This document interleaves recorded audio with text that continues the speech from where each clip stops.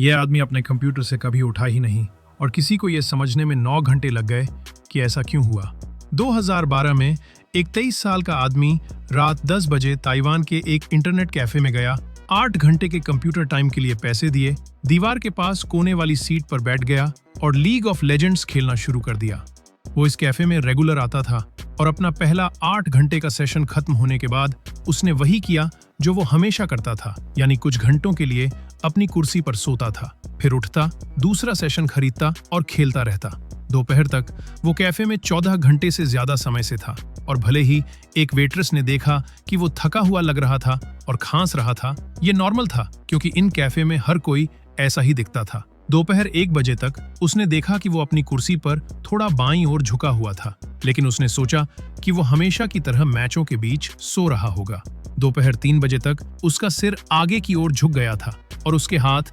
Keyboard की ओर बढ़े हुए थे, लेकिन फिर से उससे लगा कि वो सो रहा है। रात 9 बजे तक उसका टाइम आखिरकार खत्म हो गया, इसलिए वेट्रेस उसके पास गई और उसे बताया कि उसे और टाइम के लिए पे करना होगा या जाना होगा। उसने उसका नाम लिया, लेकिन उसने कोई जवाब नहीं दिया। उसने फिर से कहा और वो फिर भी नहीं हिला, इसलिए उसने हाथ बढ़ाकर उसके कंधे को छुआ और तभी उसे लगा कि उसका शरीर बर्फ की तरह ठंडा और पूरी तरह से अकड़ गया है। वो दोपहर से मरा हुआ था, 9 घंटे से अपने हाथों को कीबोर्ड तक पहुंचाए हुए जमा हुआ बैठा था और उसके आसपास के 30 लोगों में से किसी ने भी ध्यान नहीं दिया था क्योंकि उन सभी को लगा कि वो सो रहा है।